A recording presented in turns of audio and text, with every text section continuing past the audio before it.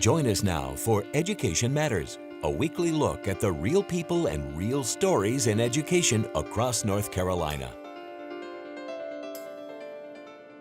Welcome to Education Matters, presented by the Public School Forum of North Carolina. I'm Keith Poston. North Carolina Public Schools have about $8 billion in construction, renovation, and repair needs.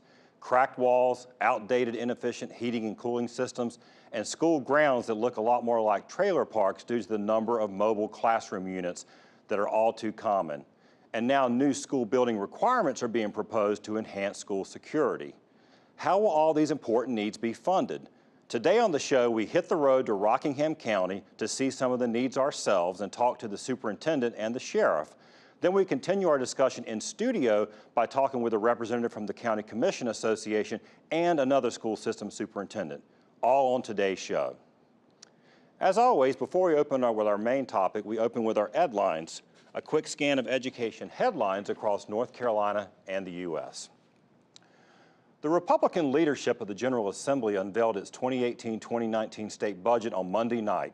In an unprecedented move, the budget was released as a conference report, not as a regular bill, meaning no amendments or changes will be allowed. The budget includes a 6.5% increase in teacher pay, a modest increase over what was already in the budget from last year, including a $70 a month raise for the state's most veteran teachers.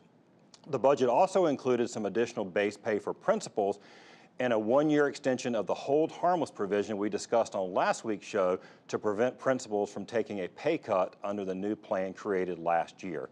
Legislators also extended by 4 years the controversial virtual charter school pilot program.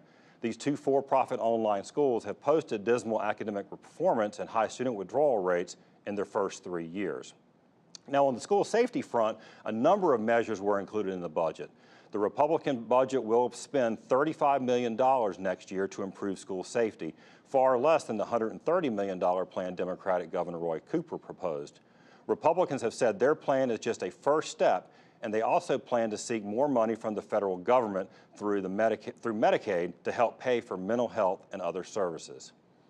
Finally, a bill that would allow 4 more affluent, predominantly white suburban communities outside Charlotte to create their own town-run charter school districts exclusively for their residents is poised to become law. House Bill 514, introduced by Representative Bill Brawley, a Republican from one of those communities, Matthews, passed the House last year. As a local bill, if passed by the Senate, it will become law without the governor's signature. Representative Brawley said last week that the time for stopping the bill is over. Remember, you can visit the Public School Forum's website at ncforum.org, click on Education Matters, and read more about each of the Edlines as well as other topics we cover each week.